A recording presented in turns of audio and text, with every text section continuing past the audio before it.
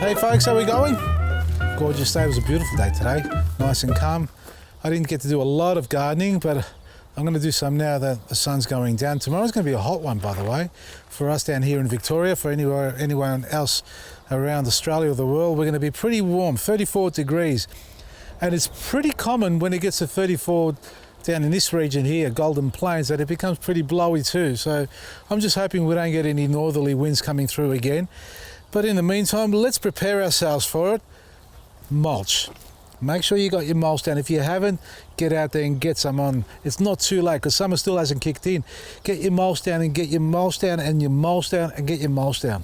Get the message? Get the mulch down. Back on these roses, I thought I'd talk a little bit about standard roses. How wonderful are these, eh? They've done really well. This one here, I might have missed it, I think, by fertilizing, because all the others, I did give them a good burst of our black grit, and that's why they're so prolific with their flowers. Now, this molting that's going on, broken here, let's just get rid of that. This molting that you see going on here, the flowers are finishing. Now, I could allow for these ones to drop their petals. See, but they're not falling yet, it's not quite ready, just one fell. We can leave this on for a little bit longer, whereas this one down here, that's already gone. See that? It's gone. And it's got one flower left. But for the sake of this demonstration, if all these flowers had been spent and had fallen off, when it comes time to pruning it back, if you're not sure where to prune it, just wait a few days after the last flower has finished, just like here. What I mean by that is, what you'll see down below is the new growth coming up. See that down there? Now you can select, it's one or two buds down or nodes down. You can either cut it back to that side there, but see how that's growing into the bush? You don't want to grow into the bush. So you're going to cut to the one below, which is facing away. Have a look at this. Can you see this down here? What I'm going to do here is cut it on an angle, at the same angle as what the new growth is doing, and about 0.5 centimetre, 5 millimetres just above, like that. See that there? That's what you want to do. And you go around the entire plant and you clean it up in that way. To all the buds, to all the spent flowers, cut them back down, 1, 2, down to there. You can go a little bit harder. What you shouldn't do, and I'm just going to do it here, is this. That, just cutting it off like that. Do not cut it off just like that and forget about it. You can deadhead it if you like a little bit, 1 or 2, but do not do that to the entire plant itself. You need to cut it back down, not to the inside growth, back down to here. And the best way to work out how far back down you need to go, because sometimes you might have to go a little bit harder. Have a look at the growth where the foliage line is and cut it back to that foliage line, just back down here. So you don't want to cut it back and you've got these spikes sticking out above the foliage line, and then the new growth comes out and it sticks out a mile away. That's beautiful to look at, but you don't want the entire plant doing that. Well, then again, it doesn't look too bad, does it, actually? Here's a good one for an example. Have a look at this. This one's already finished. This copped a beating, hasn't it? So we're going to cut this one back. We can cut it back to there or to there. Now, I think that's a bit high. I'm going to cut it back into here. That one again. Now, it's coming out of the middle, so there's really no right or wrong direction on this as far as which way to cut. That's too high for me, that one there. So I can cut it back there or even down here, like that. And again here. Cut it back to there. And see here, we've got the growth coming on already. We can go a bit further down if you like, down to here. There it is in there. See that growth there? We can cut it to there. And we go all the way around. See, now that, for example, here's an example. See, I can cut it here. It's already too high. By the time that establishes, it'll be way too high. I can cut it here, which is 50-50. You know, that's not too bad, but preferably, I'd cut it back to there. That's it there. And that cleans it up. And we go around the entire plant and do the same thing. And that's pretty much it. Well, there's a bit more to do on the outside. And once you've done that, have a look at the base. You've got no suckers coming up. Not here, but over there, look at them. Suckers again. It's suckered up everywhere, folks.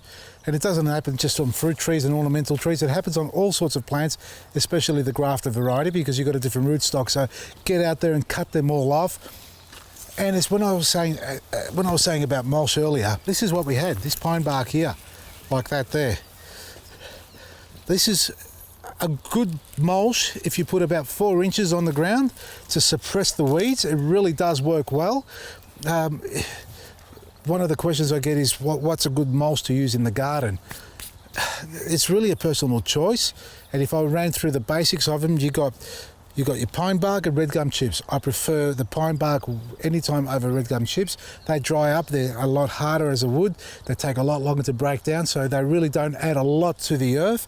If they're a fine mixture of red gum or let's say native mix where you get large and small pieces combined, then you get this breakdown process, the organic breakdown kicking in, activating.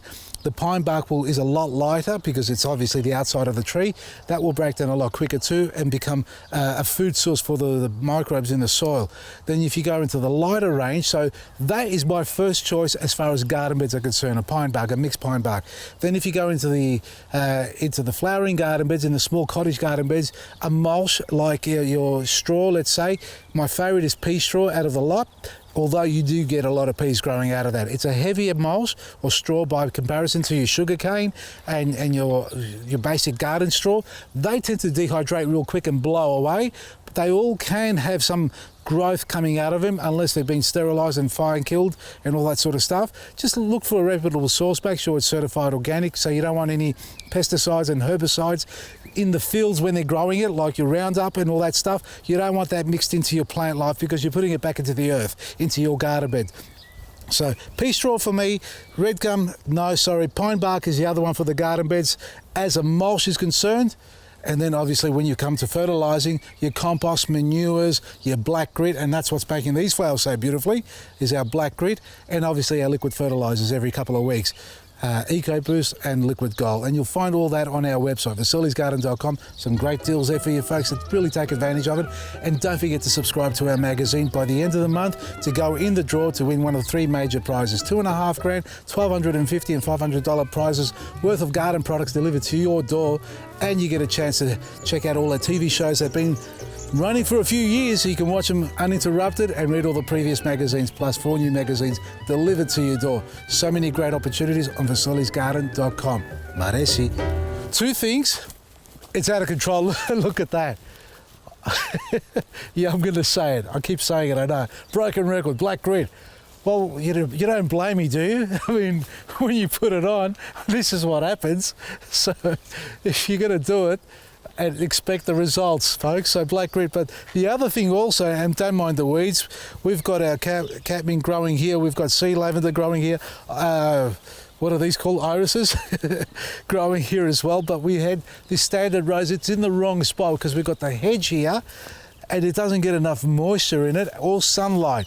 But we had the northerly winds blow through the other day and it actually tore the tape off, which was holding it on to the star picket, and snapped the top off almost completely, meaning it was only holding on by a little bit of skin or bark to keep it alive. Now, I had a phone call given to me because I wasn't here when it happened, and my lovely family ran out here, taped it all again, so the top and bottom piece back up together to fuse it on again, almost like a graft as you would do, and then tape that firmly together and then re-taped it back onto here. Now that's 2 days ago.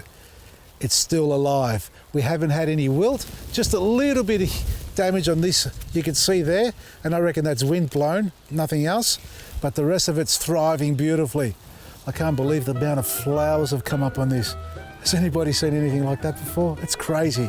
And again, when you cut this back, cut it back to the deep foliage line. Cut it right back into here so you can get a nice tight growth. This is spreading out a little bit because it doesn't get enough sunlight. Roses love as much sun as they can get. These get morning sun, and from about 2 o'clock onwards, it's shade. So think about positioning before you plant. From me, Vasili, Baresi.